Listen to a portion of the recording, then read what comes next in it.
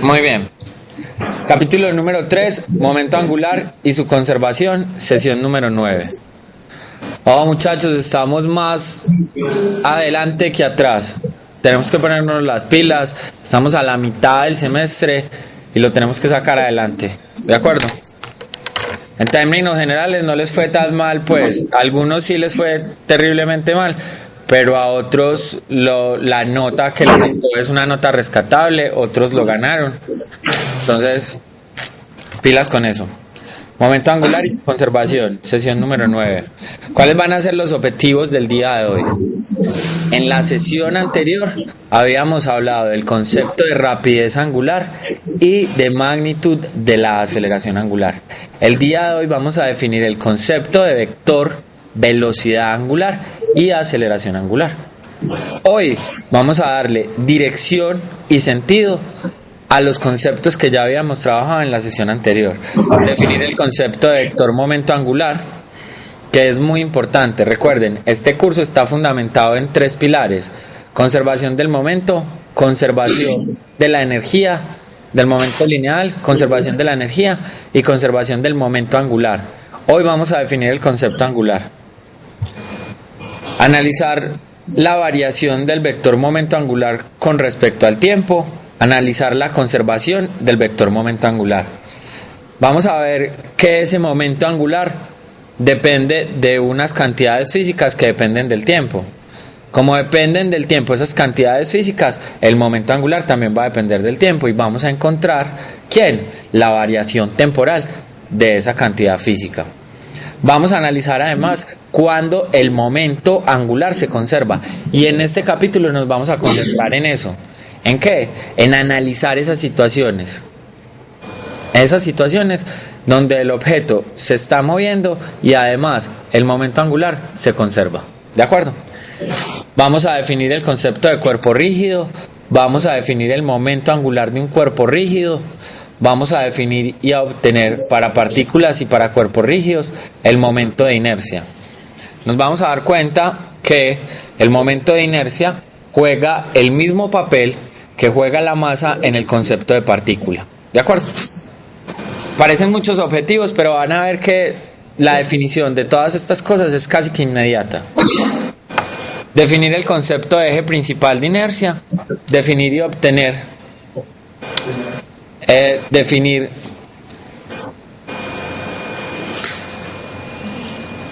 definir el concepto de eje principal de inercia, definir el teorema de Steiner, que es también el eje de paralelos, y aplicaciones al teorema de Steiner para los ejes paralelos. ¿De acuerdo? Eso va a ser el objetivo del día de hoy. Entonces comencemos definiendo las cantidades que nosotros habíamos definido anteriormente. ¿Cuáles eran las cantidades que nosotros habíamos definido? Habíamos definido la rapidez,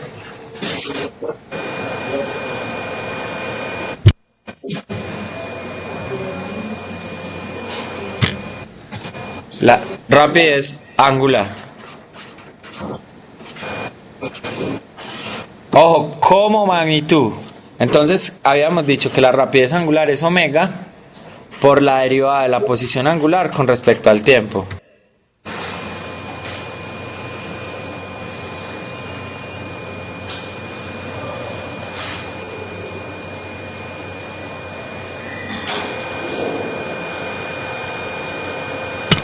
Listo, habíamos definido la rapidez angular. ¿Qué vamos a hacer el día de hoy? El día de hoy vamos a definir ¿ya quién? El vector. Entonces, como es un vector, tiene tanto magnitud como dirección. Ya definimos la magnitud, vamos a definir hoy la dirección de ese vector. Además, habíamos hablado de la magnitud. ¿De quién? De la aceleración angular. Y esa habíamos dicho que era alfa igual a la derivada de la velocidad angular con respecto al tiempo. El día de hoy también vamos a encontrar ¿quién? El vector. Entonces, ya definimos la magnitud, hoy vamos a definir la dirección. ¿De acuerdo? Muy bien, empecemos con el concepto de velocidad angular. Entonces, definimos el vector velocidad angular y la aceleración angular como cantidades vectoriales. El vector velocidad angular es un vector perpendicular al plano en el cual se mueve la partícula. ¿Qué significa esto? Esto lo que significa es que nosotros vamos a tener, no sé si alcanzan a ver en la parte inferior, que dice que la velocidad es igual a la velocidad angular, producto cruz, la posición.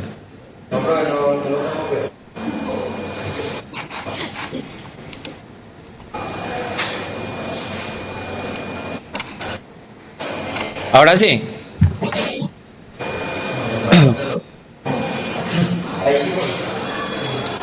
La velocidad angular se va a definir como un vector. ¿Qué dirección va a tener la velocidad angular? La dirección que va a tener la velocidad angular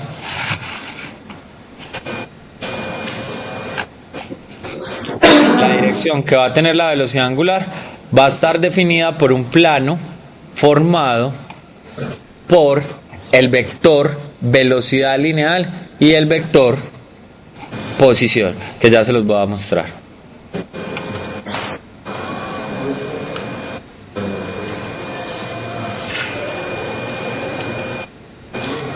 Entonces, miremos acá. Acá estamos diciendo, ya vuelvo otra vez a la diapositiva anterior, acá lo que estamos diciendo es que se va a formar un plano en el cual va a estar el vector posición y va a estar el vector velocidad lineal. Y perpendicular a ese plano de movimiento va a estar ¿quién? La velocidad angular. Nosotros, para encontrar la dirección de la velocidad angular, vamos a utilizar la ley de la mano derecha. ¿Cómo así que la ley de la mano derecha? La palma de la mano va a ser nuestro vector posición. Los dedos va a ser nuestra velocidad lineal. Como consecuencia, el dedo pulgar va a ser ¿quién? La velocidad angular. Entonces, por ejemplo, en este caso, que es el que estamos viendo en el monitor, estamos viendo que el objeto se está moviendo en esa trayectoria circular. ¿Lo ven? Entonces, el vector posición va a ser la palma de la mano. El vector velocidad va a ser la velocidad lineal. Como consecuencia, la dirección del vector velocidad angular va a ser perpendicular. ¿A quiénes? A esos dos vectores. Entonces, miren ahí cómo podemos ver que el vector velocidad está como tangente a la trayectoria, ¿cierto? Que el vector posición, para este caso en particular, el observador no está en el centro de la trayectoria del plano en el cual se mueve. Pero si el observador estuviese en ese punto, entonces ahí sí sería como más evidente lo de que la palma de la mano es el vector posición, que los dedos es la velocidad y como consecuencia la velocidad angular es la perpendicular a ese plano. Entonces es con la ley de la mano derecha. Entonces, como decimos, el vector velocidad en cantidades físicas va a ser igual a la velocidad lineal es igual a la velocidad angular por el producto de la posición. ¿De acuerdo? Ya lo vamos a ver acá con más claridad.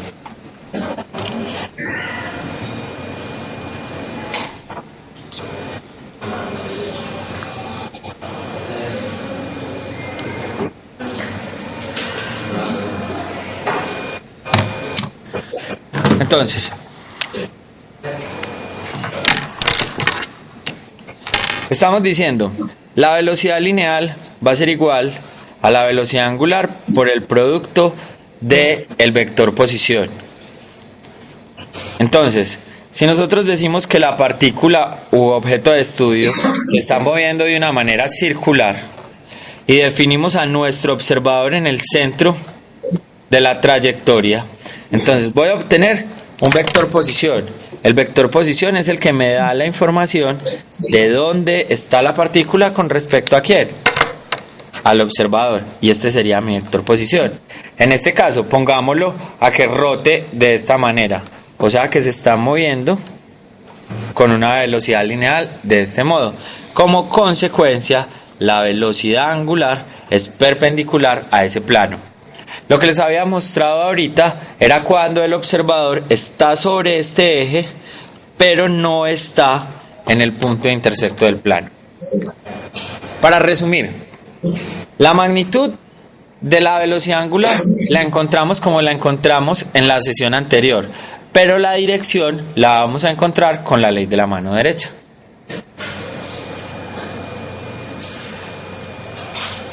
¿Listo? Entonces les voy a mostrar, por ejemplo, cómo sería el vector velocidad lineal, aceleración y posición cuando el movimiento es un movimiento circular uniforme. Entonces miremos acá. Acá estamos viendo como el movimiento es circular uniforme, su magnitud en aceleración es constante y está dirigido en la dirección normal, como lo pueden ver ahí. Miren que ahí la aceleración solo tiene componentes en la dirección normal. El vector velocidad va a estar siempre en la dirección tangencial. Y ahora, el vector, acá en este caso, el vector posición con el observador desplazado va a ser este. Como consecuencia, la velocidad angular es perpendicular al plano en el que la partícula se está moviendo. En este caso sería ¿qué? En el eje Z. ¿De acuerdo? Esta sería la gráfica para un objeto que se está moviendo de una manera circular uniforme, teniendo en cuenta todas las cantidades físicas que hemos visto hasta ahora. Ahora, hablemos acerca de quién, de la aceleración angular. Si ya definimos que el vector velocidad angular es un vector, o sea que tiene magnitud y dirección, y nosotros habíamos dicho que la magnitud de la aceleración es la derivada de la rapidez angular con respecto al tiempo, ¿qué puedo decir yo acerca de la manera vectorial? Que es exactamente lo mismo. ¿Cómo así?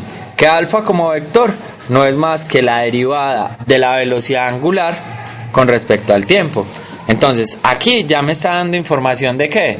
De que no solo es una magnitud, sino que también tiene dirección la aceleración angular. ¿Cuál es su magnitud? La que ya habíamos visto. Alfa es igual a la derivada de la rapidez angular con respecto al tiempo. ¿Cuál sería su dirección? Si ya habíamos dicho que esta es perpendicular al plano en el que se está moviendo la partícula, ¿qué creen que va a pasar con esta rapidez angular? Perdón, con esta aceleración angular. Que también debe ser perpendicular, o más bien paralela, a la velocidad angular.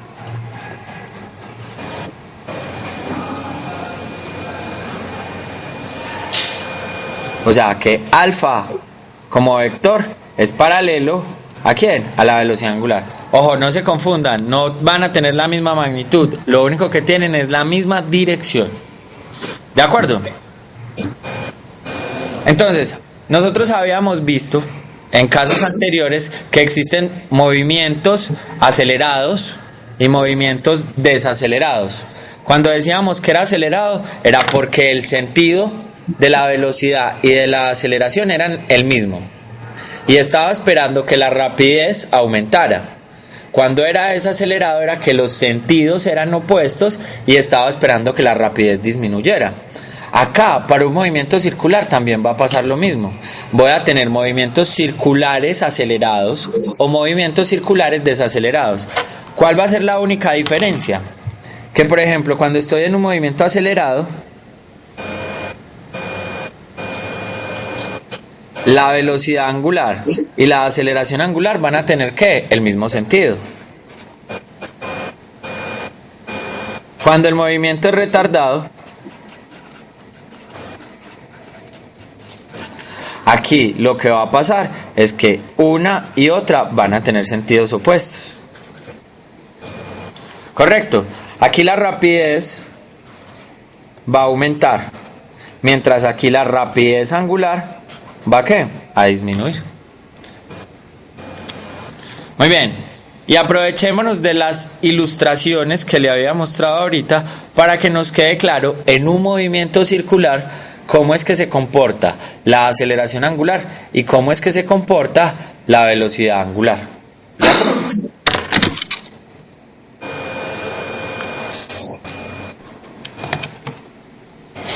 Entonces, miremos en esta diapositiva cómo para un objeto que se está moviendo con un movimiento circular uniformemente acelerado, la aceleración y la velocidad angular tienen el mismo sentido. ¿Cómo se estaría moviendo este objeto? Se estaría moviendo en dirección antihoraria, ¿correcto? Si fuese opuesto, entonces se estaría moviendo en una dirección ¿qué? Horaria, ¿de acuerdo? Entonces, si la velocidad angular está hacia arriba, entonces sé que se mueve en una dirección horaria, antihoraria. Si la dirección está hacia abajo, sé que se mueve en una dirección antihoraria. Y este es el caso para un movimiento circular uniformemente acelerado. ¿Qué creen que va a ser el dibujo para un movimiento circular uniformemente retardado? Como podemos ver, aquí lo que cambia es el sentido de la velocidad angular y de la aceleración angular. Ojo muchachos, es muy importante que ustedes tengan en cuenta eso. Recuerden, aceleración o desaceleración es un cambio de la velocidad con respecto al tiempo. Son lo mismo, lo que pasa es que una produce que la velocidad o que la rapidez aumente, mientras la otra lo que produce es que la rapidez disminuya. Pero aceleración y desaceleración son la misma cosa. ¿De acuerdo? ¿Alguna pregunta? ¿Alguna duda? Muy bien, definamos el concepto de momento angular. ¿Qué es el momento angular? El momento angular se define como vector como la letra L mayúscula y es igual a el vector posición por el producto cruz del vector momento lineal. El vector momento angular matemáticamente se define como el producto de la posición con el momento lineal. En otras palabras, ¿qué información me está dando? Me está diciendo cómo la partícula está rotando en torno a un eje. Lo que me está diciendo el vector momento angular es información de cómo rota la partícula en torno a un eje. ¿Recuerdan que nosotros cuando definimos el momento lineal lo que decíamos era cómo cambia la partícula sin cambiar de dirección? Ojo, sin cambiar de dirección con respecto al tiempo, teniendo en cuenta su masa. Acá lo que me está diciendo es cómo rota la partícula en torno a un eje, teniendo en cuenta que cambia con respecto al tiempo. ¿De acuerdo? Miremos acá. El vector posición depende del tiempo, ¿cierto? Porque su magnitud y su dirección cambian con respecto al tiempo. El vector momento lineal depende de la velocidad, pero ¿la velocidad de quién depende? Del vector posición, o sea que también depende del tiempo. Como consecuencia, el vector momento angular depende ¿de quién? Del tiempo. Miremos matemáticamente este concepto.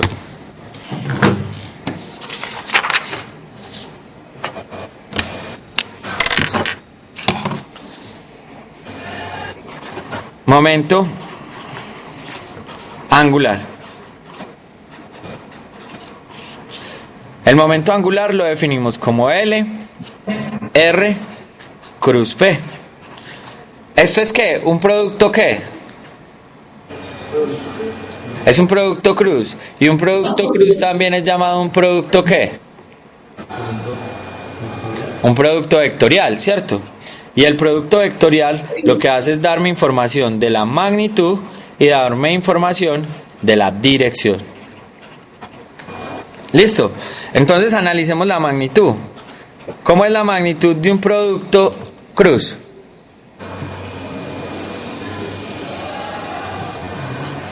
¿Cómo lo estudiaron ustedes? R cruz A. ¿A qué era igual?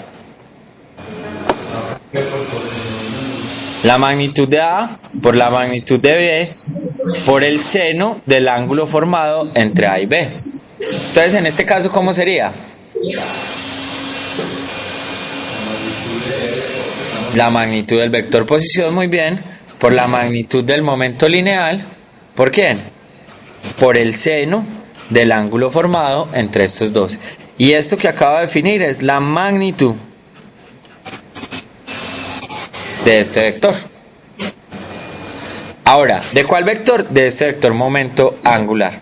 Ahora definamos la dirección. ¿Cómo encuentra uno la dirección en un producto cruz? Regularmente lo encuentra con la determinante. Entonces es L es igual a IJK, la componente del vector posición en X, la componente del vector posición en Y, la componente del vector posición en Z. Por el momento en X, por el momento en Y, por el momento en Z. ¿Esta determinante a qué es igual? Esta es la matriz. Ahora encontremos la determinante. Y entonces multiplico ARY por PZ menos RZ por PY. ¿Listo? Más J. Y ahora, este término por este término, o sea, RZ por PX menos RX por PZ. Más, en la dirección K, RX PY menos RY PX. ¿Listo? Entonces este sería el vector momento angular. Muy importante, muchachos. El vector momento angular siempre va a ser perpendicular al plano formado por el vector posición y el vector momento lineal. El vector momento angular siempre va a ser perpendicular al plano formado por el vector posición y el vector momento lineal. ¿Qué significa eso? Lo que significa es que sigue valiendo la ley de la mano derecha. Ahora, el vector posición para nosotros va a ser ¿quién? La palma, ¿correcto? Y el vector momento para nosotros va a ser ¿quién? Los dedos. Como consecuencia, la dirección del vector momento angular va a ser ¿quién? La del pulgar.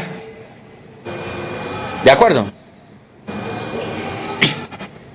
Entonces, esta es la magnitud y esta que tenemos acá es la dirección.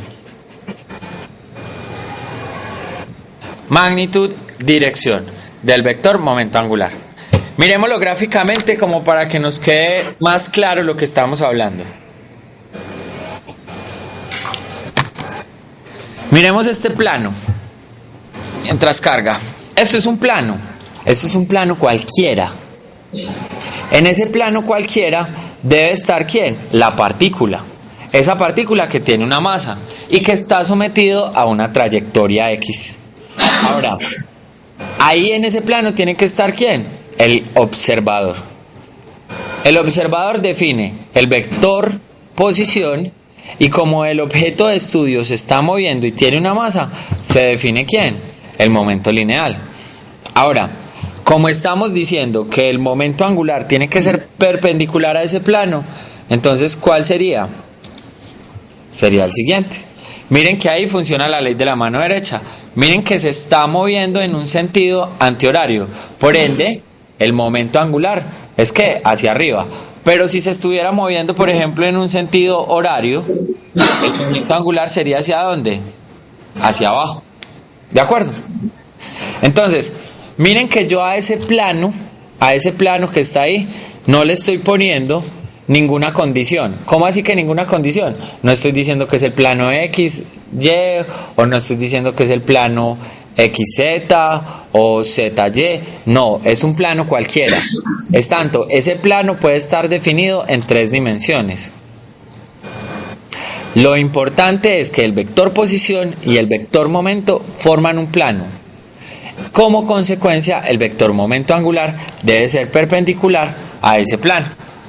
Miremoslo con lo que nosotros ya habíamos visto acá.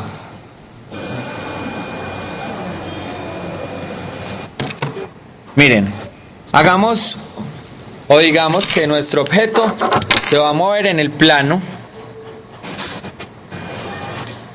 XY. Como nuestro objeto de estudio se va a mover en el plano XY, ¿en dónde o cuál debería ser el vector posición?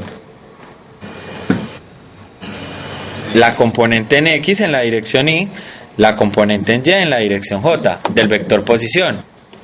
¿Y cuál debería ser mi vector momento lineal? La componente en X de ese momento más la componente en Y de ese momento. Estamos buscando el momento, ¿de acuerdo?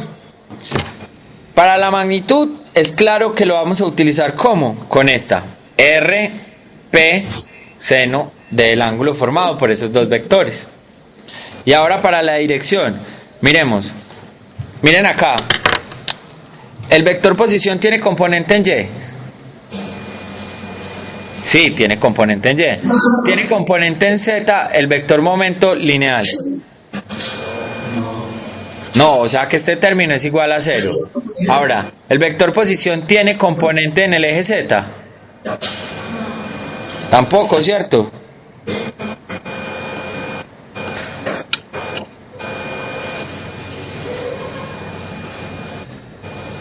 Tampoco tiene componente en el eje Z, entonces este término también es igual a 0. Habíamos dicho que no tiene componente en Z, o sea que este término es igual a 0. Ni tampoco tiene componente en Z el momento lineal. Como consecuencia, ¿qué me queda? Miren acá, que solo me queda un término. ¿Cuál es ese término? En la dirección Z, Rx, Py menos Ry, Px. Muy bien, y entonces ahí nos estamos dando cuenta que el vector momento va a ser perpendicular al plano en el cual se está moviendo la partícula. ¿Nos queda claro eso entonces? Sí. Muy bien.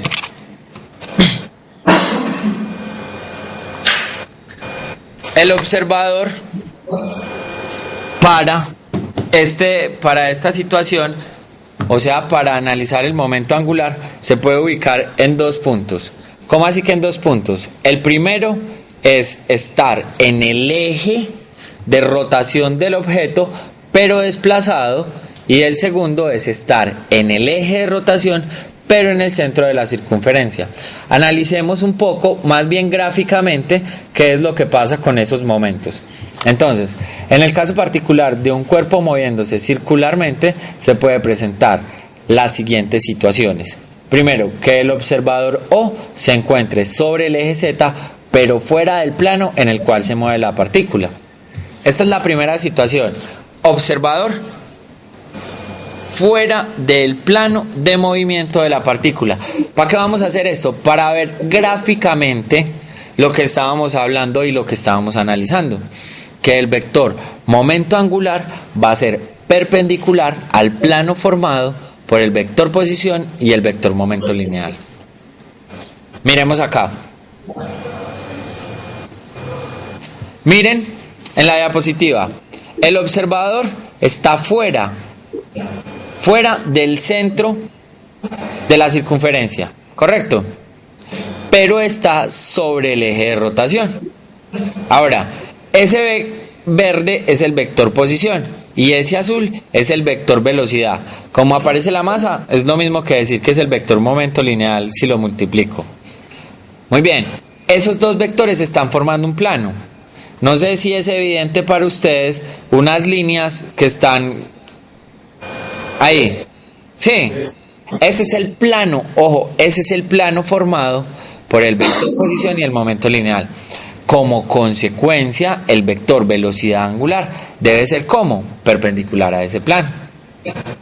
Por eso en este caso estamos viendo que el momento angular no está en la dirección Z, porque es que ahí no está definido en el plano XY, así como lo vimos matemáticamente, el vector posición y el vector momento lineal. En este caso está definido en otro plano. Como consecuencia, el momento angular debe ser perpendicular a ese plano. ¿Listo? ¿Esto a qué va con esto? A que ustedes no se hagan a la idea que el momento angular siempre debe ir en la dirección Z, no necesariamente. Vamos a trabajar matemáticamente siempre haciendo coincidir el vector, posición y el momento lineal en el plano XY, tal que el vector momento angular me dé en el plano Z. Sí, lo vamos a trabajar así, pero no significa que sea siempre así. ¿Cuál es la otra situación?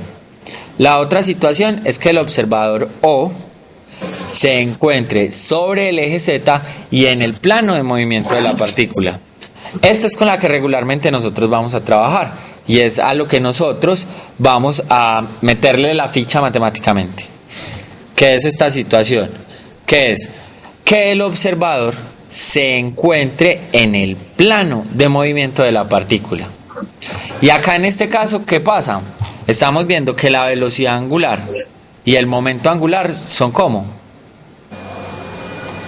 ¿Qué están viendo ustedes ahí? La velocidad angular y el momento angular son ¿cómo? Son paralelos. Ya vamos a ver matemáticamente cómo uno se puede expresar en el otro. Esa que están viendo ahí ustedes es la situación que nosotros regularmente vamos a trabajar, que es que el observador esté en el plano de movimiento. ¿Listo? ¿Para qué queremos nosotros eso? Para poder expresar el momento angular en términos o de la velocidad lineal o en términos de ¿quién? De la velocidad angular. ¿Qué es lo que ya les voy a mostrar? Cómo expresarlo matemáticamente en uno o cómo expresarlo matemáticamente en el otro.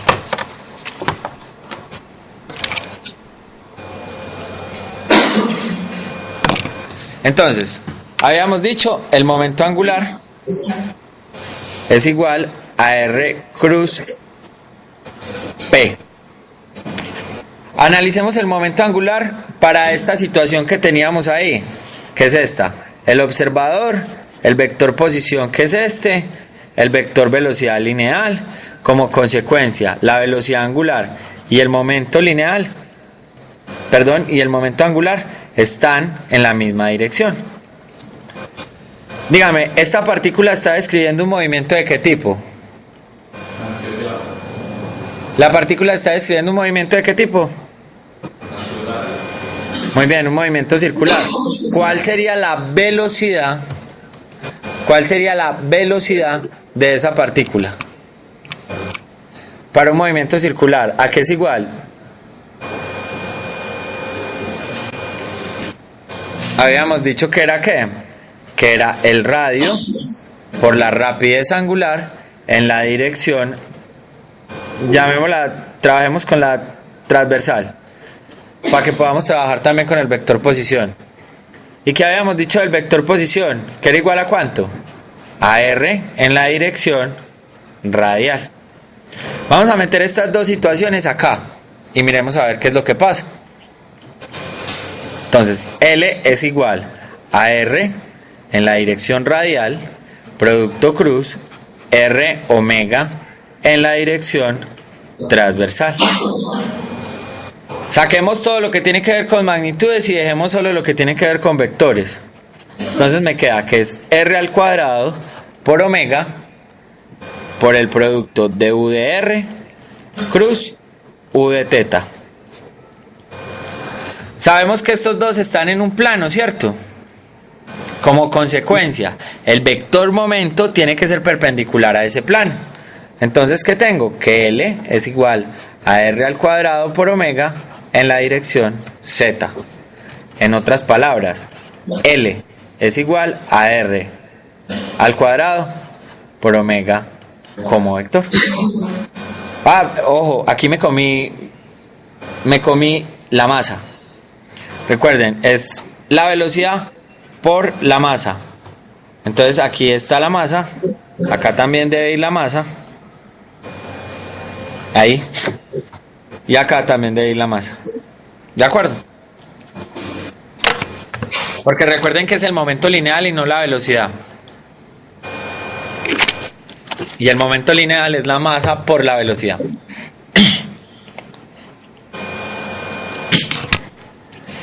Entonces, esta ecuación mr al cuadrado por omega va a ser o va a jugar un papel muy importante, porque este es el momento de una partícula.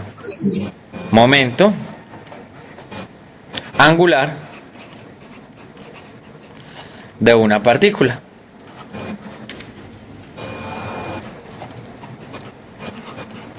Entonces, sabemos que la magnitud va a ser mr al cuadrado por omega. Y sabemos que su dirección va a ser la dirección ¿qué? Z. ¿En qué pueden cambiar los problemas? En que ya la partícula no se va a mover en un plano horizontal, sino que se va a mover en un plano vertical. Sería la única cosa que cambiaría. Pero vamos a trabajar con esta situación. ¿Correcto? ¿Alguna pregunta? ¿Alguna duda? ¿Algo que no les quede claro de esto? Muy bien. Habíamos dicho que el momento angular dependía de la posición y que dependía del momento lineal. Habíamos dicho que el vector momento lineal dependía de la velocidad y la velocidad de la posición. Y la posición dependía del tiempo. Como consecuencia, el momento angular también depende del tiempo. Si nosotros hablamos de la variación, ojo, de la variación temporal del momento angular, ¿ustedes qué creen que o qué les suena eso? La definición anterior. La derivada de la definición anterior sobre... Correcto, sería la derivada del momento con respecto al tiempo. Entonces, ¿el momento es quién? El momento es R cruz P. Esto es un producto, o sea que también se sigue cumpliendo las propiedades de la derivada. Entonces sería la derivada del vector posición con respecto al tiempo por el momento, más el vector posición producto cruz, la derivada del momento con respecto al tiempo. ¿Sabemos qué es la derivada de la posición con respecto al tiempo? Correcto, es la velocidad por el momento, más la posición por el producto cruz, que es la derivada del momento lineal con respecto al tiempo. La aceleración. ¿La qué? No era la energía, Sabemos que el momento es la masa por la velocidad. La masa es una constante. Entonces, ¿qué sería? La fuerza. Muy bien. Entonces, ¿qué puedo decir del producto de la velocidad y el momento lineal? ¿Qué puedo decir de este producto?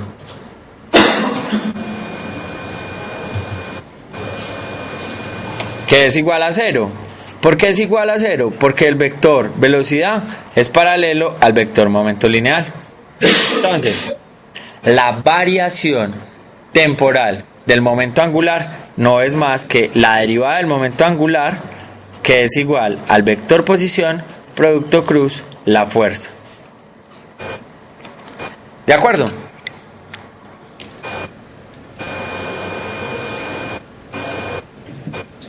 ¿Alguna pregunta? ¿Alguna duda?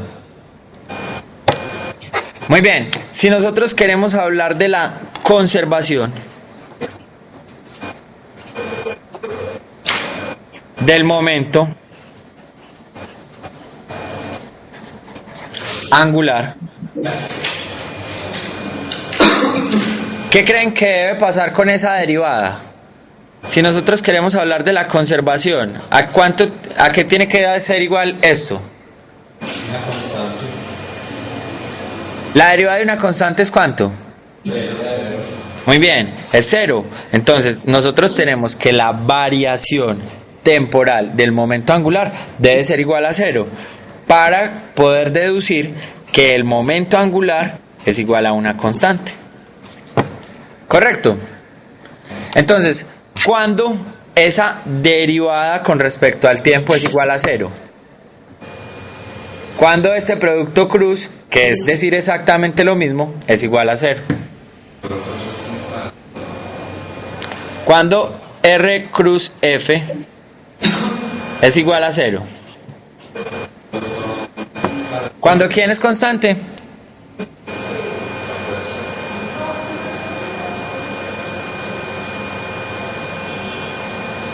¿Cuándo este producto puede ser igual a cero?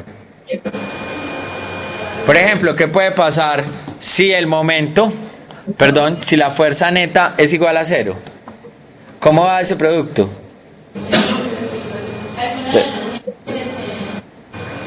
Si la fuerza neta es igual a cero, entonces ese producto da cero. Como consecuencia estoy acá. Como consecuencia el momento es constante. Y ahora, ¿qué pasa si el vector posición y el vector fuerza son paralelos? ¿Qué pasa con este producto? ¿Cuánto da? Da cero, correcto. Entonces, en este capítulo vamos a analizar la conservación del momento angular. Entonces, vamos a ver, o siempre vamos a garantizar que el objeto de estudio o su fuerza neta sea igual a cero, o que el vector posición y el vector fuerza sean ¿qué? Paralelos. Entonces, analicémoslo de una manera gráfica para que tenga más recordación. Entonces,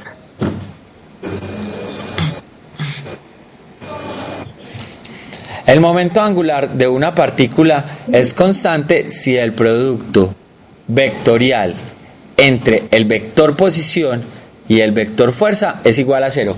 Ojo muchachos, no vayan a confundir el producto del vector posición y el momento lineal, que es el momento angular, con la variación del momento angular, que es el producto entre el vector posición y la fuerza. ¿Ven cómo son de diferentes los dos?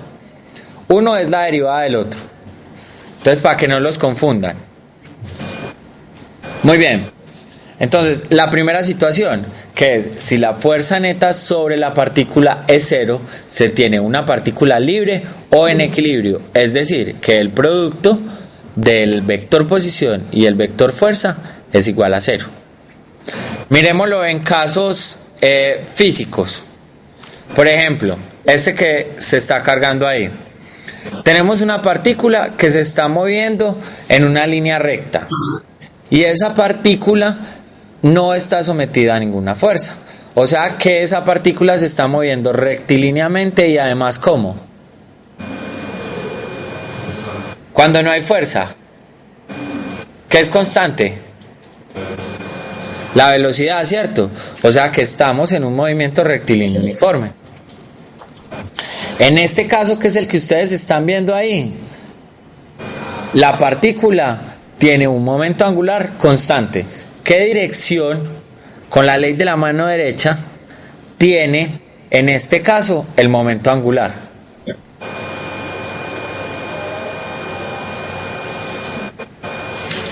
Sería vector posición en la palma de la mano, vector velocidad o momento en la dirección. Entonces, el momento angular sería como, ¿para adentro o para afuera del tablero? Para afuera, ¿cierto? Miren. ¿De acuerdo?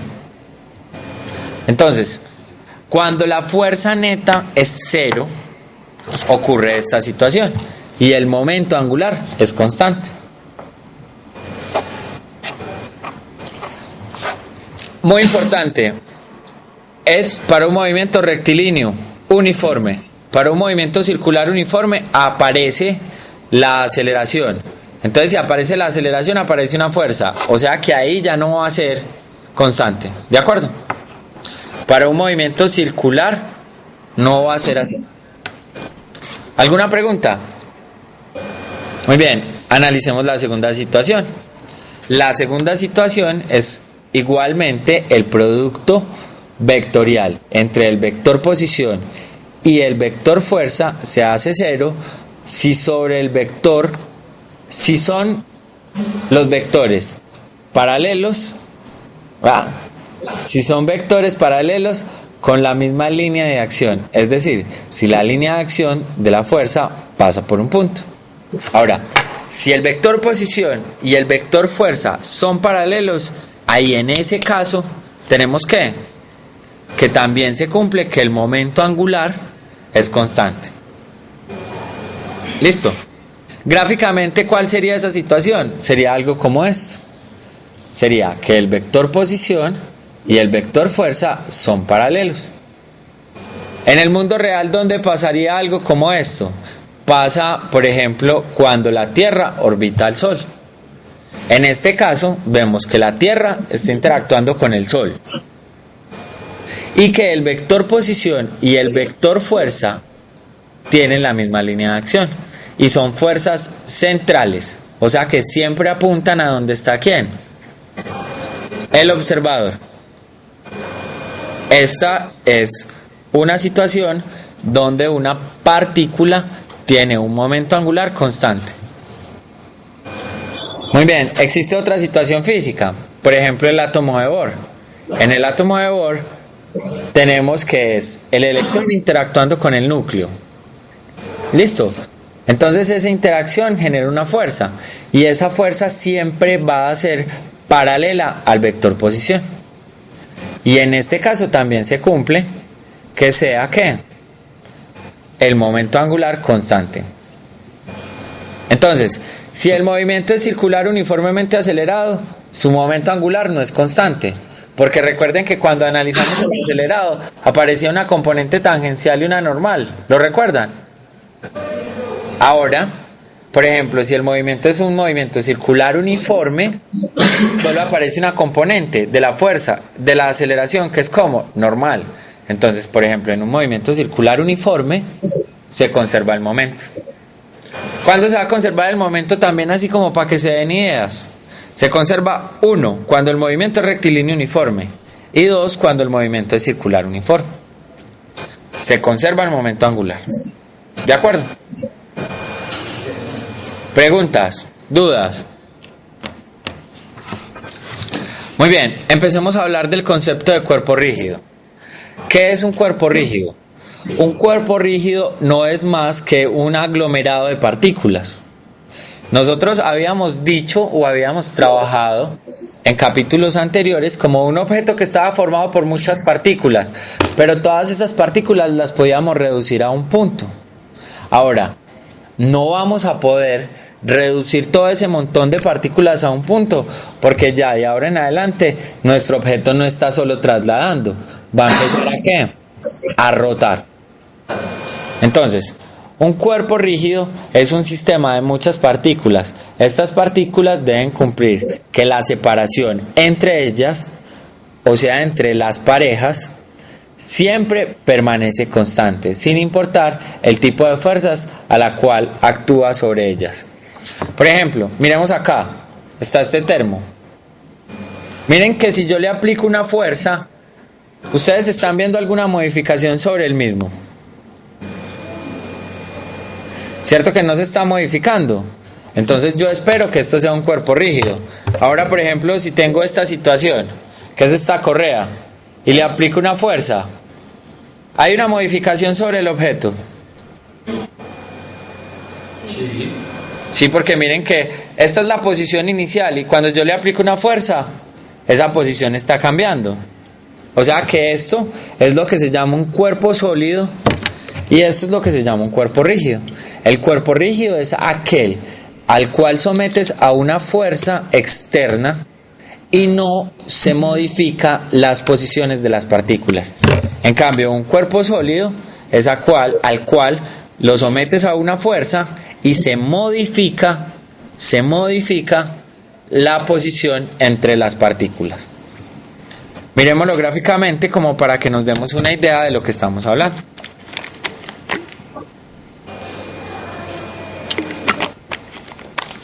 Eso amarillo es un cuerpo rígido. Esos rojos son las posiciones relativas entre 4 puntos. Ahora, si yo someto ese objeto a una fuerza, miren que esas posiciones no cambian. Es como si yo tomara 4 puntos de este objeto.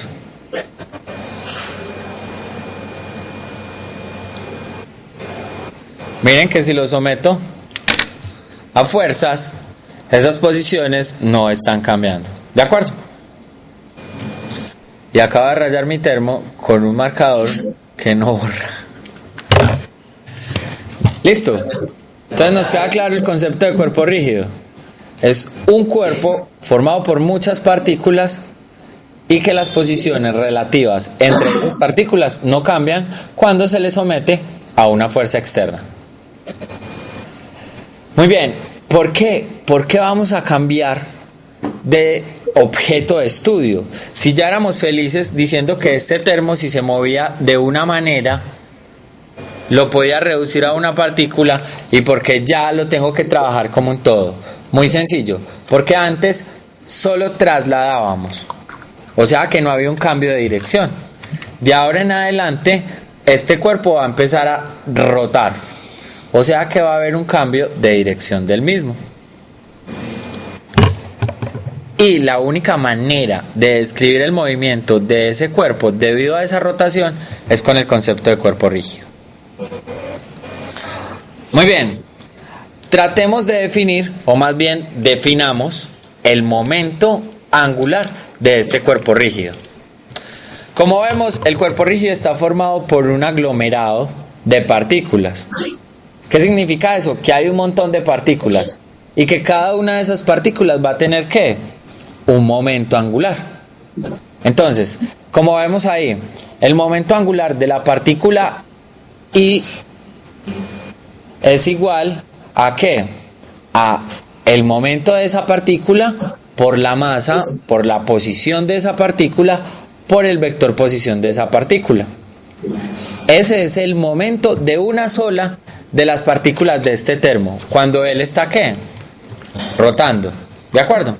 Ahora, si yo quiero encontrar el momento de todas las partículas del termo, ¿qué es lo que tengo que hacer? Sumarlas. Sumar todas esas partículas, o más bien sumar todos los momentos de esas partículas. ¿De acuerdo? Ojo, no se asusten con esa sumatoria, porque nosotros no vamos a sumar 10 a la 23 partículas por centímetro cuadrado. Imagínense, ¿qué tal que tengamos un objeto que sea de un volumen de 1 metro cuadrado? Pues nos quedaríamos toda la vida haciendo esa sumatoria. Acá lo estamos manejando de una manera discreta porque todavía estamos hablando del concepto de partícula, pero ahorita vamos a ver que lo manejamos es más bien como un continuo. Para eso es lo que se define el momento de inercia, para trabajarlo ya no de una manera discreta, sino que trabajarlo como un concepto. Quiero rescatar cosas importantes de lo que están viendo ahí.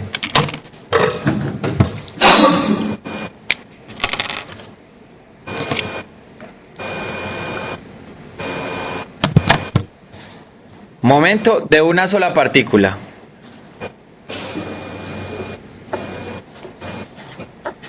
Decimos, L sub I es igual a la masa de esa partícula por la posición de esa partícula por el producto de la velocidad de esa partícula. Ahora, del cuerpo rígido. Del cuerpo rígido entonces sería L, que no es más que la sumatoria de todas las masas de las partículas, de todas las posiciones por el producto de todas las velocidades, que en otras palabras no es más que la sumatoria de los momentos de todas las partículas. ¿De acuerdo? ¿Preguntas? ¿Dudas? Miremoslo gráficamente para que nos quede aún más claro.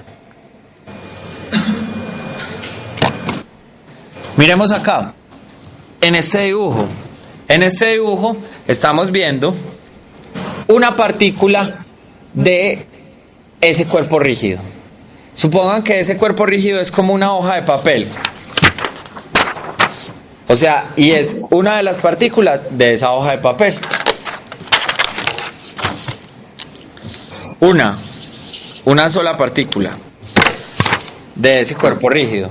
Entonces, este cuerpo rígido, que sería esta hoja de papel, ¿está qué? Está rotando. Y vamos a hacer el análisis de una de las partículas, y después de que hagamos el análisis de una, hacemos el análisis de todas. Y encontramos el momento de la hoja. Entonces, miremos ahí.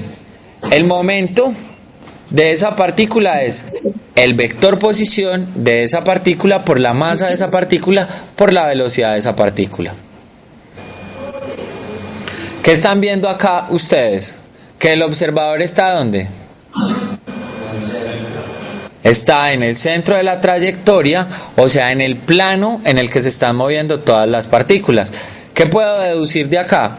Que la velocidad angular es como con respecto a el momento angular, que van a ser paralelas. Entonces, podemos reconstruir esta ecuación, que es la que tenemos ahí en este momento. Y es decir lo siguiente.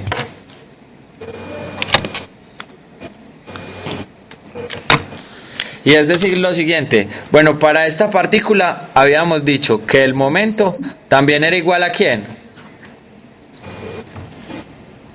A la masa de esa partícula por el vector posición de esa partícula al cuadrado. ¿En qué dirección? En la dirección de la velocidad angular. Esto es para esa situación que estamos viendo. Y entonces, ¿cómo me quedaría para todo el cuerpo rígido?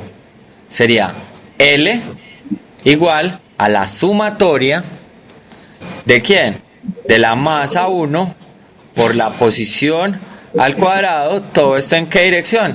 En la dirección de la velocidad angular. Entonces, miren la similitud de una partícula y miren la de un cuerpo rígido. Esto va a jugar un papel muy importante de ahora en adelante. Muy bien. ¿Dudas? ¿Preguntas? ¿Algo que no les quede claro? Yo no encuentro la diferencia. ¿Cómo? No encuentro la diferencia entre esas dos. ¿Cuál es la diferencia? Que mira que acá estás analizando una sola partícula. En cambio, acá estás analizando ¿quién? Todo el cuerpo rígido. Pero entonces no haría decir más o menos. Por eso es que hago la sumatoria. La sumatoria de todas las masas por todas las posiciones de esas partículas al cuadrado. ¿Listo? Aquí lo importante de esta situación es que la velocidad angular es la misma. Porque miren que si yo pongo a girar esta hoja, miren que se está moviendo con la misma velocidad angular. ¿De acuerdo? Entonces por eso es que es la relación entre esta y esta. Esta es la de una partícula y esta es la de muchas partículas. Y miren, esto que está acá y esto que está acá es lo que se llama el momento de inercia.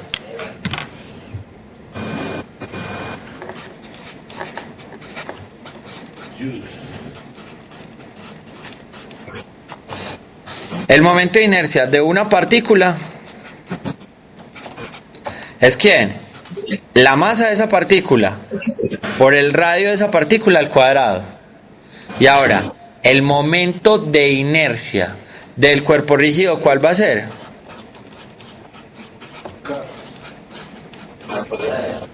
Va a ser la sumatoria. Bueno, ese momento de inercia se define con la letra I mayúscula.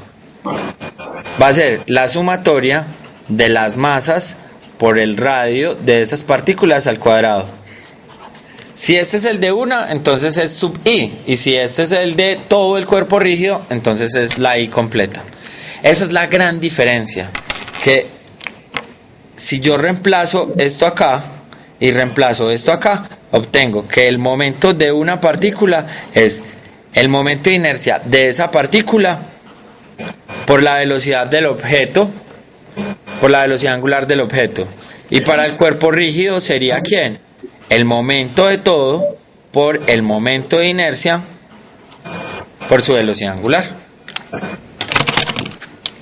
Esta tiene que ver con esta y esta tiene que ver con esta. Entonces ahora sí ves la diferencia entre los dos. Ahora sí es evidente la diferencia entre este momento de una partícula y entre este de muchas partículas.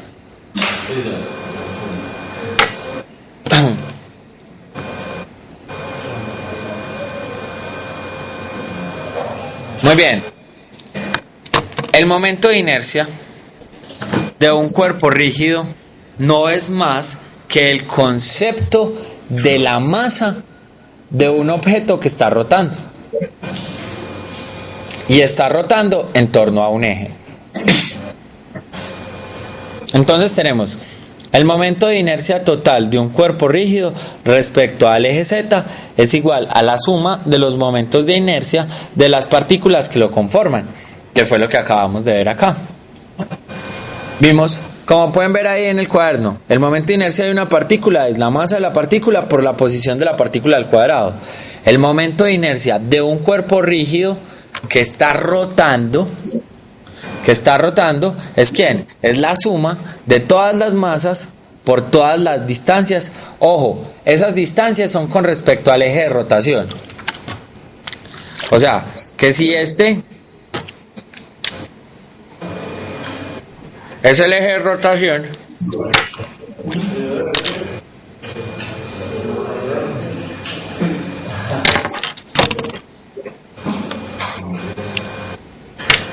no sé si lo alcanzan a ver.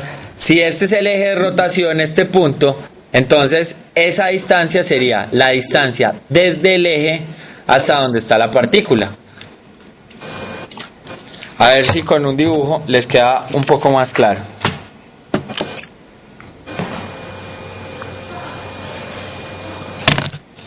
Entonces, decimos que este es el cuerpo rígido y que este es su eje de rotación. ¿De acuerdo? Ahora, entonces el momento de inercia de una sola partícula sería decir la masa de esta partícula por la posición de esta partícula al cuadrado.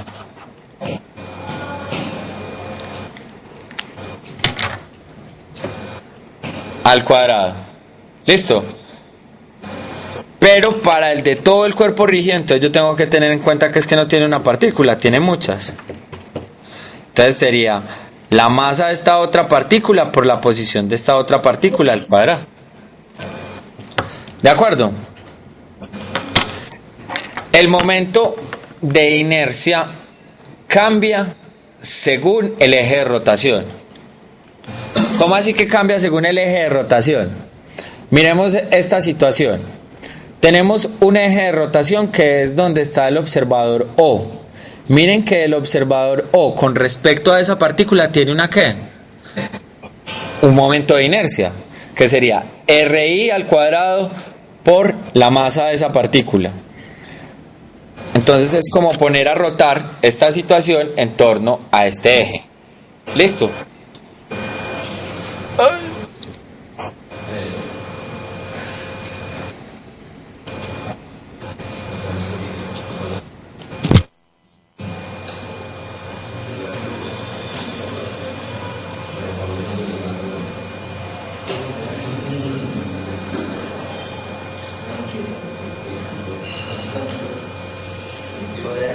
Pero el control no está dando señal,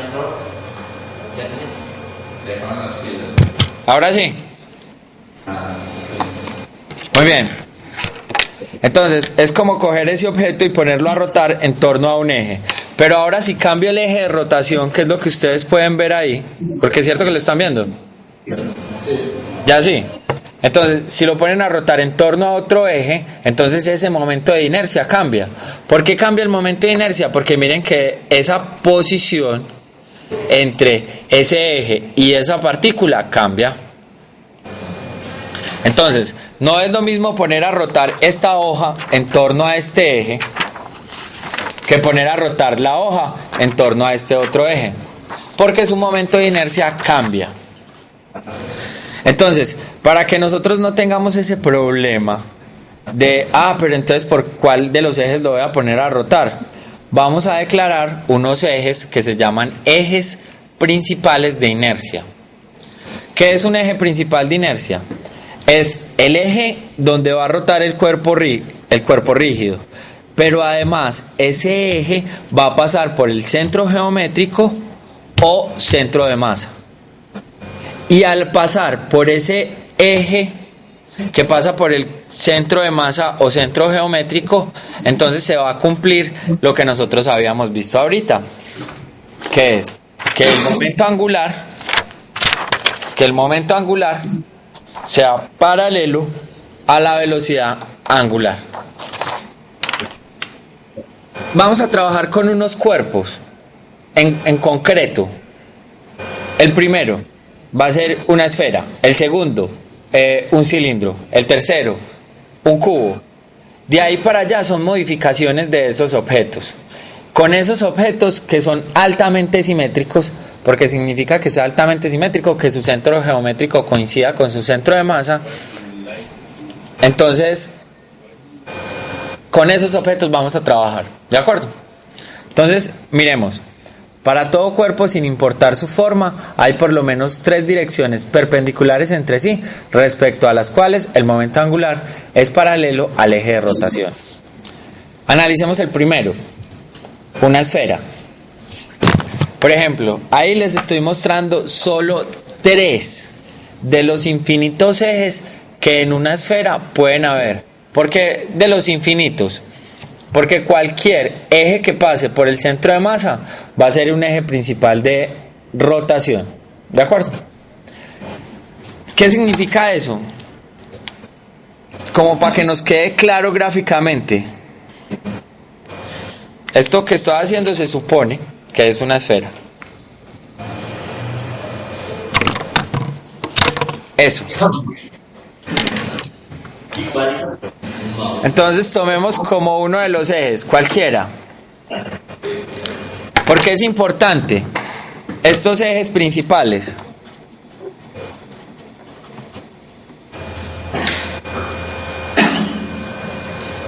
Es importante porque la velocidad angular va a ser paralela al momento angular.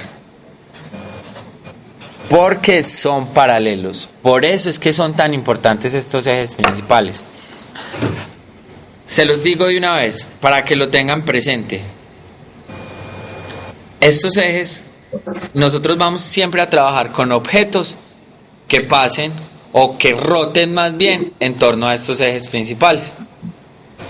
O sea que vamos a limitar los cuerpos rígidos. Por ejemplo, ustedes están sentados en un cuerpo rígido, que es esa silla, porque miren que ustedes se sientan y ustedes no la deforman.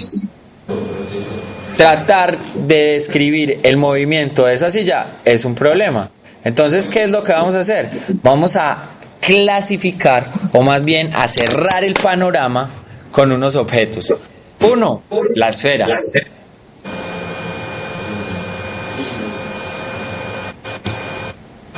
Entonces, como pueden ver, tiene estos 3 ejes, que es el eje X, el eje Y y el eje Z, pero pueden ser infinitos. El cilindro va a ser el otro. El cilindro en la cara plana solo tiene un eje, pero en la cara que es circular tiene infinitos ejes. ¿Por qué? Porque puede ser cualquier eje que pase por el centro de masa. Pero por lo menos en la cara, que es la cara plana, solo tiene un eje. ¿De acuerdo? Ahora, por ejemplo, un cubo o un paralelepípedo. Acá, ¿qué es lo que pasa? Solo van a haber 3 ejes. Solo son 3 ejes principales. Recuerden, ejes principales es que pasa por el centro de masa y que el vector velocidad angular y momento angular son paralelos. Solo van a haber esos 3 ejes, que son los que pasan por el centro de masa, los que van a ser principales. ¿Correcto?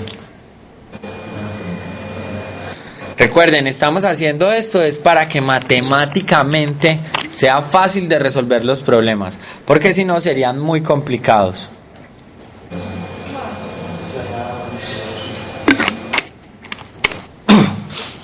Definamos el teorema de Steiner. No, pero antes de mostrarles el teorema de Steiner, quiero que hablemos acerca de el momento de inercia. ¿Qué hemos dicho nosotros? Señor, no te escuché. ¿Cómo así? Pero lo que pasa es que primero tengo que definir toda la teoría. Y todavía me falta. Ya va a terminar, pero todavía me falta. Para eso es que vamos a hacer los ejercicios el lunes. ¿Cómo? O si quieren paramos acá y empezamos a hacer ejercicios, con tales de que ustedes sepan qué es todo lo del módulo. Como quieran, es que yo no tengo ningún problema. Recuerden que esto que estoy haciendo acá es porque creo que ustedes no están leyendo la teoría, pero sí, claro, es que esto debería ser más de ejercicios que cualquier otra cosa. Es que muchachos, miren, hablen, es que ustedes son los que tienen que hablar. Yo, por ejemplo, perfectamente no vengo a dar clases, sino que lo que vengo es a hacer ejercicios.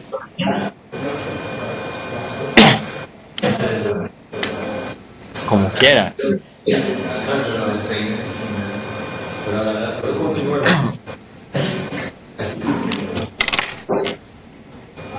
Pónganse de acuerdo ustedes. Profe, Dime. ¿y si no podrían hacer el favor de adelantar el taller por ahí el sábado? Si yo podría hacer qué? Adelantar el para el sábado. Adelantar el parcial para el sábado. Ah, adelantar el taller para el sábado. Pero es que el sábado no hay huecos.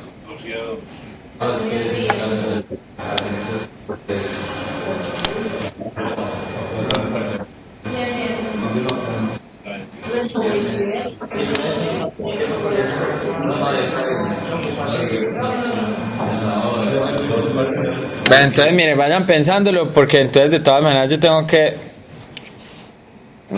No, yo no tengo... Miren, habíamos dicho que el momento de inercia era la sumatoria de las masas por las posiciones al cuadrado. Pero esto es muy ambiguo. ¿Por qué? Porque es muy ambiguo, porque esto habla de partícula a partícula y nosotros trabajamos es con continuos, trabajamos con cilindros, trabajamos con esferas. Entonces este momento también se define como lo siguiente, como la masa por el radio de giro. Y este radio de giro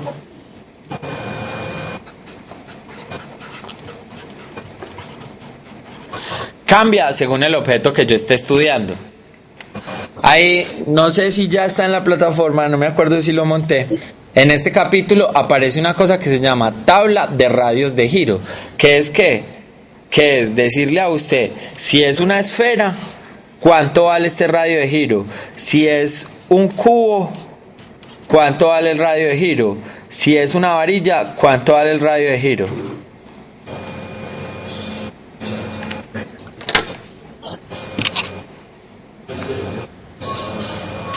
Mírenlo acá. Esta es la tabla. Esta es la tabla de los radios de giro. Entonces miren, por ejemplo, un anillo. El radio de giro sería R al cuadrado. Para un cilindro que tiene un diferencial, el radio de giro sería el radio final menos el radio inicial. Cada uno de ellos al cuadrado. Por ejemplo, para un cilindro macizo, ¿sería cuál? Un medio del radio al cuadrado. Así para una placa, para una varilla, para una esfera sólida y para un cascarón esférico. Recuerden, no se los tienen que copiar, los voy a montar si no los he montado ya, para que vean y para que saquen la tabla. Muy bien, ya para terminar, hablemos de la conservación del momento angular de un cuerpo rígido. Al igual que en el caso de una partícula, yo puedo derivar el momento de un cuerpo rígido, que es lo que tienen ustedes ahí. Ahí estoy diciendo que el momento del cuerpo rígido con respecto a su derivada tiene que ser igual a cero. Como consecuencia, ese momento angular es cero. Ahora, como estamos hablando de un cuerpo rígido, ya no vamos a hablar de que el vector posición y el vector fuerza tienen que ser paralelos. No, acá solo hay una opción, que la fuerza neta sea nula. Acá solo hay una opción, que la fuerza neta sea nula. Entonces esta es la situación que estamos tratando, que el objeto de estudio conserve su momento angular. ¿Para qué? Para objetos altamente simétricos, o sea, objetos que su velocidad angular y su momento angular sean constantes. ¿Cuándo pasa eso? ¿En qué situaciones físicas nosotros hemos visto que pasa eso? ¿Alguna vez han visto los patinadores en hielo? Que las nenas tienen los brazos extendidos y cuando los recogen aumenta su velocidad angular. ¿Por qué? Porque se está conservando su momento. Por ejemplo, ¿ustedes alguna vez han jugado con una silla de computador de esas que se mueven? Que empiezan a darle vueltas y ustedes tienen los brazos extendidos y cuando los recogen sienten como que se mueve más rápido. Pues es que su velocidad angular se está aumentando debido a que la conservación del momento se debe dar. Por ejemplo, en atracciones mecánicas. Esas atracciones mecánicas que son brazos que se abren y que de un momento a otro se recogen. Cuando se recogen uno siente que es más rápido el movimiento y es debido a que se está conservando. Por ejemplo, analicemos el de un patinador. ¿Un patinador con quién está interactuando? Está interactuando con la superficie y está interactuando con la tierra. ¿Correcto? Entonces, esa fuerza neta es igual a cero, porque se cancelan entre sí. Entonces, ese producto que es R cruz F es igual a ¿cuánto? A cero. O sea que, ¿qué pasa con el momento de esa rotación? ¿Es qué? Es constante. Como la fuerza neta es cero, entonces el momento angular tiene que ser constante. ¿Correcto? Entonces, como el momento angular es constante y yo estoy cambiando el momento de inercia, ¿qué es lo que debe pasar? Que aumente o disminuye ¿quién? La rapidez angular. ¿Correcto?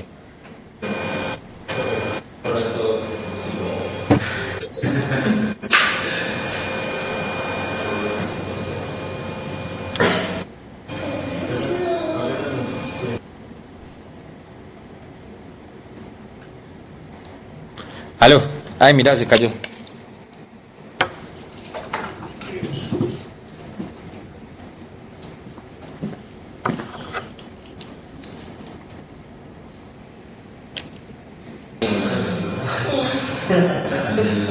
Entonces aprovechemos esta media hora que nos queda haciendo un ejercicio.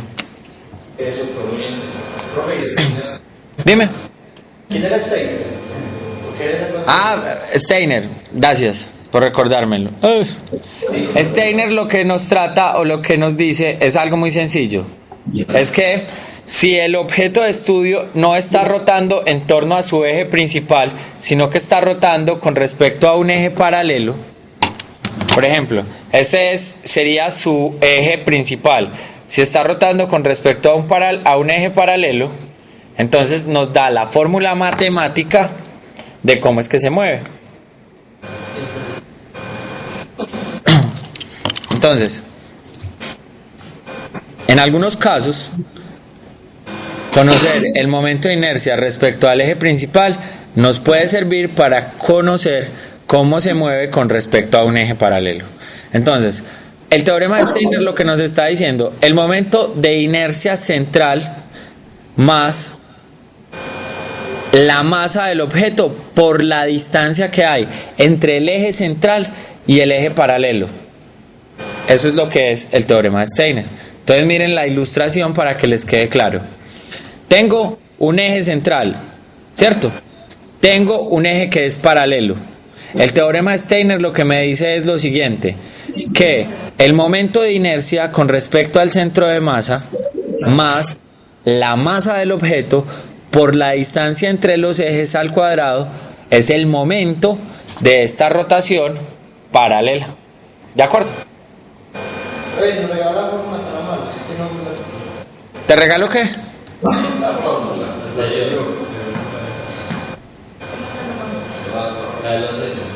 Es...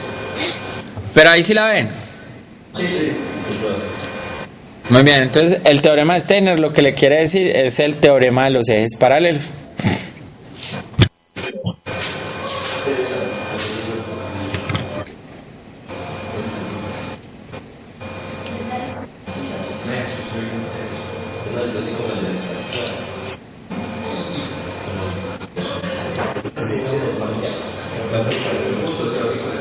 Bien, por ejemplo, este está en el módulo. Este problema está en el módulo. Échenle cabeza, píllense a ver y lo discutimos si quieren al principio de la próxima sesión. Que es una esfera que se está moviendo en una medio circunferencia. Por el momento hagamos este que tiene que ver. Miren el dibujo, ya les voy a mostrar o ya les voy a mostrar el enunciado. Igual también en el taller está.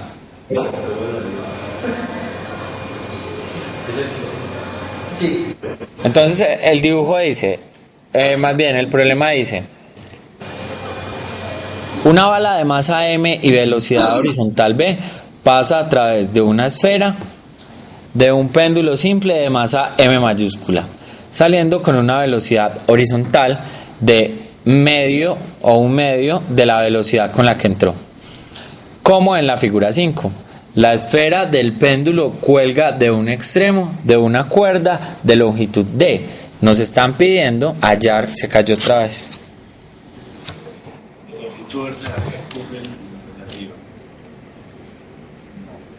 Dos veces.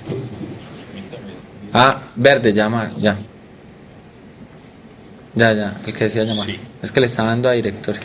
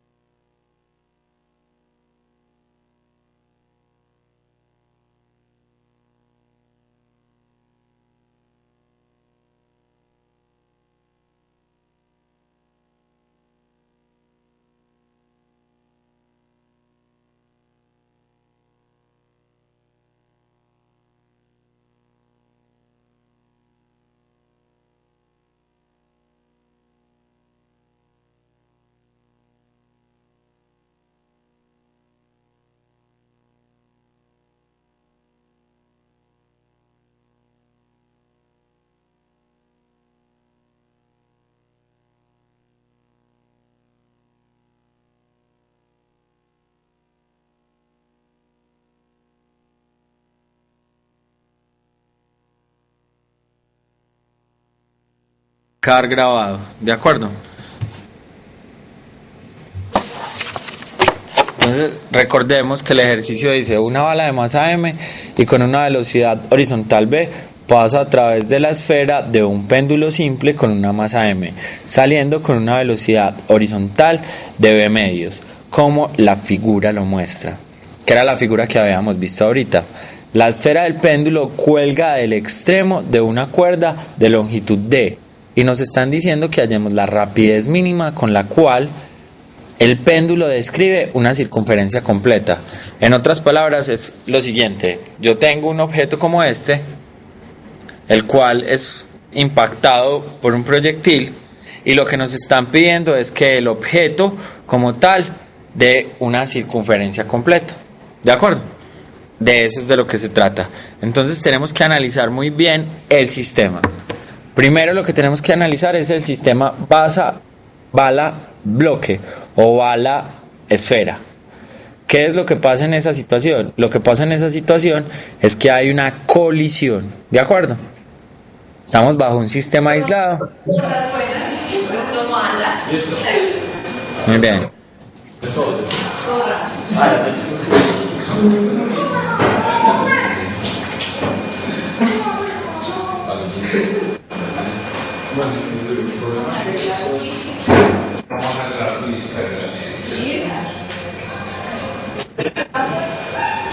Muy bien, entonces como estábamos viendo, el sistema, el problema nos está diciendo una bala de masa m de velocidad v pasa a través de una esfera de un péndulo simple de masa m, saliendo con una velocidad horizontal de v medios, como lo muestra la figura. La esfera del péndulo cuelga de un extremo de una cuerda de longitud d, que era el dibujo que habíamos visto ahorita. Entonces nos dice hallar la rapidez mínima con la cual, de la bala, para la cual el péndulo describa una circunferencia completa. ¿Qué es lo que significa eso? Que el péndulo dé una vuelta. ¿De acuerdo? Muy bien, analicemos la primera situación, la primera parte. En la primera parte, ¿quiénes están interactuando? El péndulo, nada más. Lo que estás definiendo ahí es el sistema. Lo que pido yo es que analicemos quiénes interactúan al principio. La bala, ¿cierto? ¿La bala con quién? Con la esfera. Van a interactuar. ¿Qué tipo de interacción es esa? Lo vimos en el primer capítulo. ¿Qué? ¿Es un choque, sí o no? Cuando la bala golpea al objeto de estudio, ¿es qué? Es un choque. ¿Qué es lo que va a pasar de ahí en adelante? Lo que va a pasar es que ya no solo vamos a estudiar la bala, porque ya estudiamos la bala porque lo importante era que la bala golpeara la esfera, y vamos a empezar a estudiar ¿a quién? Al objeto de estudio. O sea, ¿a quién? La esfera. ¿De acuerdo? Entonces, en esa primera parte, que es el choque, ¿cómo sería? ¿Cómo sería la situación? Sería algo como esto. Esta es la bala y este es el objeto de estudio, ¿cierto? Que es la esfera. Y esta sería la bala, ¿de acuerdo? ¿Qué características o qué problemas nos están diciendo? Nos están diciendo que la bala llega a la esfera con una velocidad v. Nos están diciendo que la bala después sale ¿cómo? Una velocidad de medios. Muy bien, con una velocidad v medios. ¿Qué es lo que pasa cuando esta impacta a esta? ¿Qué se conserva?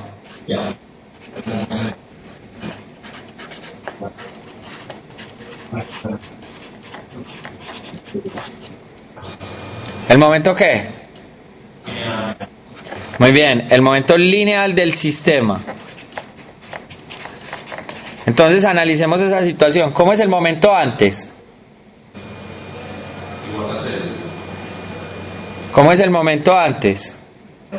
Recuerden, en el momento antes está la bala moviéndose y la esfera quieta. ¿Cómo es el momento antes?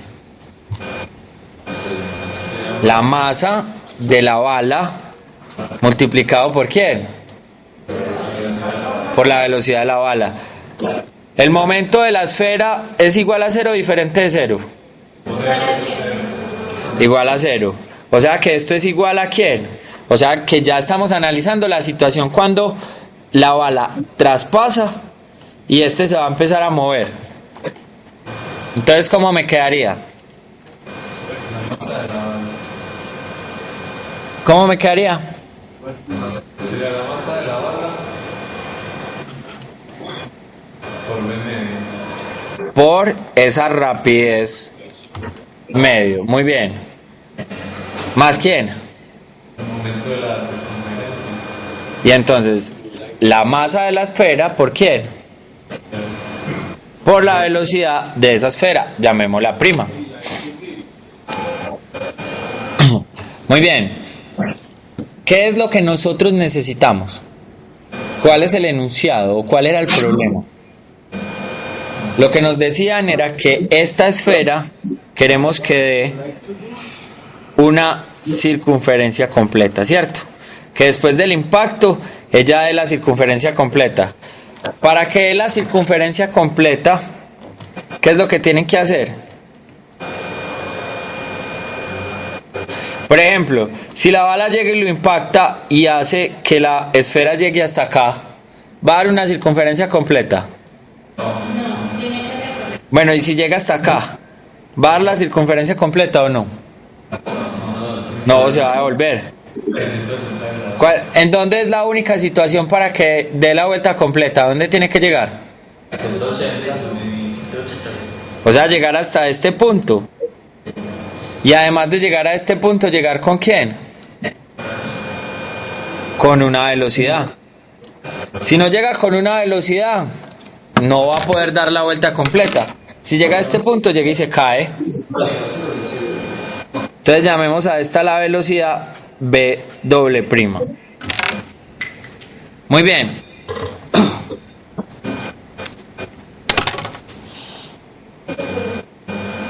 Entonces, para garantizar esto, ¿qué tengo que decir?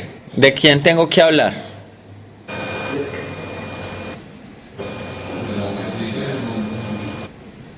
Para garantizar que esto llegue hasta acá, ¿qué tengo que decir? Que esa partícula describe un movimiento ¿de qué tipo? Muy bien, tiene que describir un movimiento circular. Entonces, analicemos con quién está interactuando esa partícula en un momento X cualquiera de esa situación. Entonces, digamos que esta es la partícula, ¿cierto? Que está pegada a la cuerda.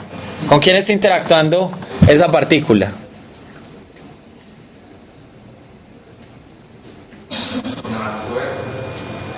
Con la cuerda, muy bien. ¿Cómo se llama esa interacción con la cuerda? ¿Cómo se llama esa interacción con la cuerda?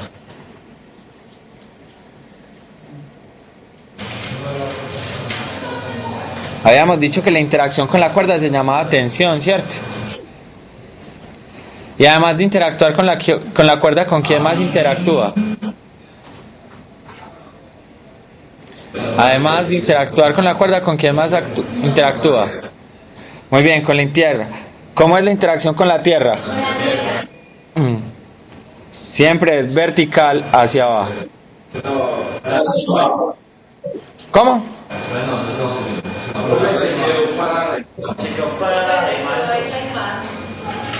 ¿Qué se quedó parado?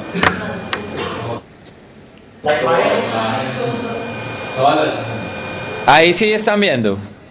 O sea, se ha movido la hoja, pero... Pero no, ya. Sí, ya. Ahí sí. Ahora sí. Muy bien, entonces, es la interacción con la cuerda y la interacción con la tierra. Que una es la tensión y la otra es el peso. Muy bien, ¿cómo se está moviendo esta cuerda? ¿Cómo se está moviendo esta partícula? De una manera, ¿qué? Muy bien, circular. Pero entonces, ¿cuáles serían los ejes en los que se mueve esa partícula en ese movimiento circular? Sería el eje tangencial ¿Y cuál es el otro? No, si hablo del eje tangencial, ¿de quién hablo? Y el otro eje es el eje normal.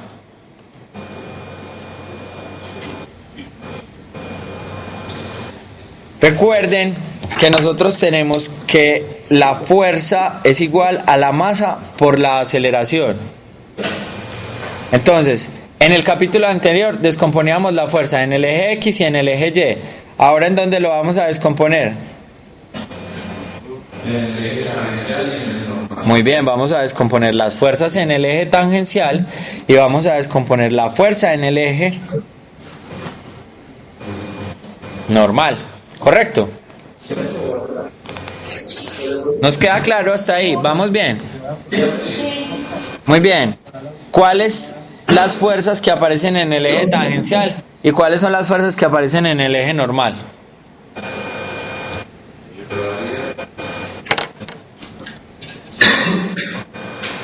Por ejemplo, ¿el peso tiene componente en el eje tangencial? Sí, miremos que sí.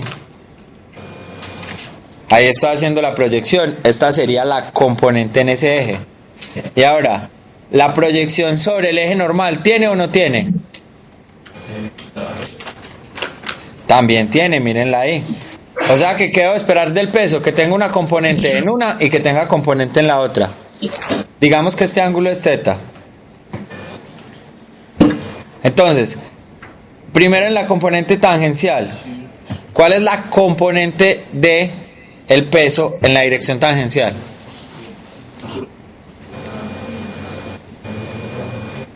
Si este es θ, aquí ¿cuál es θ?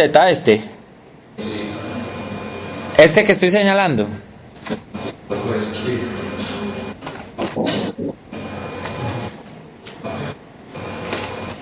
Entonces, ¿cuánto sería la componente de la fuerza en la dirección tangencial?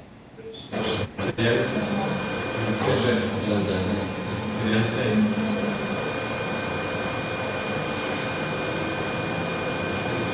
¿MG qué? ¿Seno o coseno? Seno. ¿De quién? De θ. ¿Y esto es igual a cuánto? ¿A cuánto? ¿Cuánto vale la componente de la aceleración en la dirección tangencial? La masa por la componente de la aceleración en la dirección tangencial. ¿Cuánto vale? Miren en el cuaderno.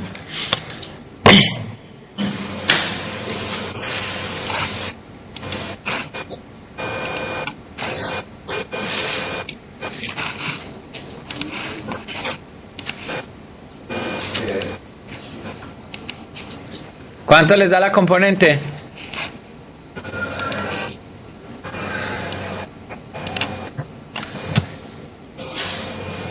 R por quién? Por alfa. R por alfa. Muy bien. Ahora veamos en la dirección normal. Ah, bueno, aquí me faltó algo. Poner positivo en la dirección del movimiento. Entonces, como si la dirección del movimiento es hacia arriba, ¿esto cómo me quedaría? Miren, ¿me queda como? Muy bien, me queda negativo. Ahora, hagan la descomposición de las fuerzas en el eje normal y me dicen cuánto les da.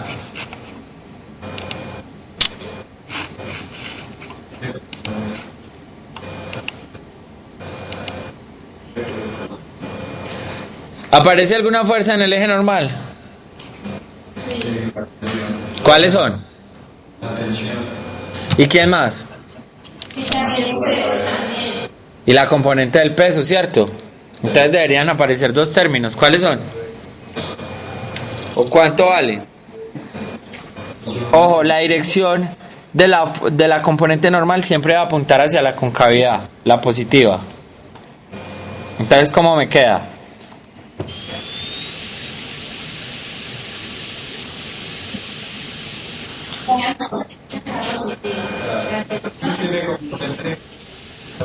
¿La tensión tiene componente toda en la dirección normal? Sí.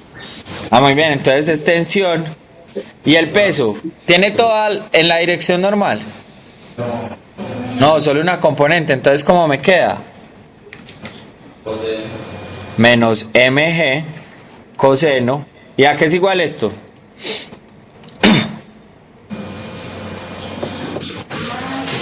¿A qué es igual?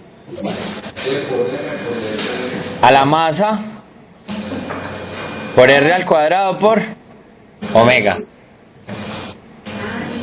Muy bien, miren, acabamos de hacer el análisis de cómo son las fuerzas en cualquier punto. ¿Listo? Pero nosotros, ¿en dónde queremos hacer el análisis? ¿Es en cualquier punto o en un punto específico? ¿Y cuál es ese punto específico? Acá, ¿cierto? Acá es ese punto específico que queremos nosotros analizar. ¿Correcto? En ese punto específico, ¿cómo es la sumatoria de fuerzas tangenciales? Acá arriba. ¿Hay alguna fuerza en la dirección tangencial?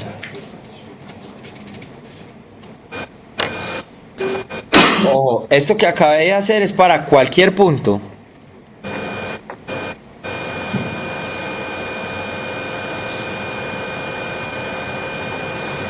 Nosotros estamos analizando es en este punto de acá arriba. ¿Hay alguna fuerza en la dirección tangencial? Allá arriba. Miremos cuando está acá arriba. ¿Con quién está interactuando la partícula?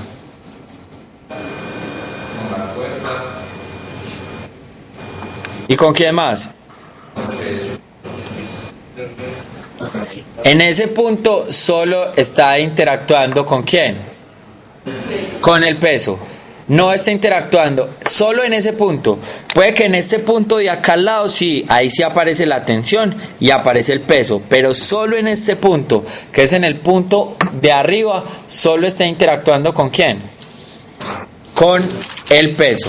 Entonces, este está en la dirección tangencial. ¿Esta fuerza está en la dirección tangencial? ¿Cierto que no? Entonces, ¿cómo es esta sumatoria de fuerzas? ¿Es igual a cuánto? A 0. Muy bien. ¿Y cómo sería la sumatoria de fuerzas en la dirección normal? En ese punto.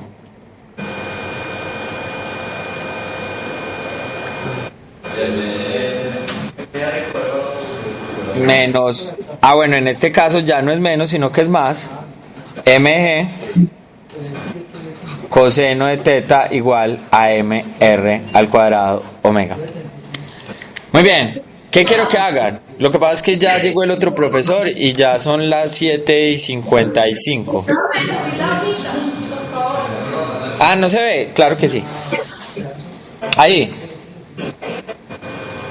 Entonces, ¿qué es lo que quiero que hagan? Lo que quiero que hagan es que tengan en cuenta que la velocidad lineal es igual a r por omega. ¿Y nosotros cuál es la que estamos buscando? ¿Cierto? Esta. Entonces, de acá a este problema encuentren la velocidad angular para encontrar esta situación. Y encuentren las condiciones necesarias para que esta partícula llegue acá. Trabajen en el problema. Y si quieren en la próxima clase lo terminamos de discutir. Pero a ver, ¿qué era lo que quería de acá? Lo que quería de acá era que ustedes empezaran a ver que ustedes tienen que descomponer las fuerzas ya no en el eje X y en el eje Y, sino que las deben empezar a descomponer ¿en dónde? En el eje tangencial y en el eje normal. ¿De acuerdo? Pero ahí esta aceleración no era radio por rapidez angular al cuadrado. Acá.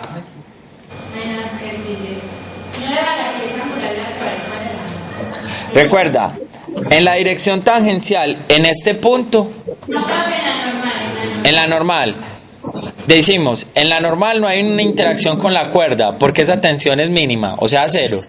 Y acá entonces debe ser mr omega al cuadrado.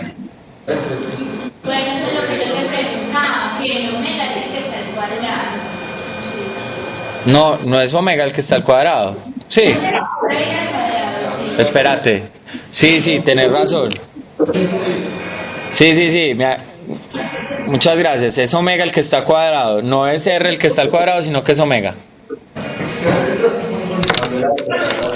Muy bien, entonces nos hablamos el lunes a las 4.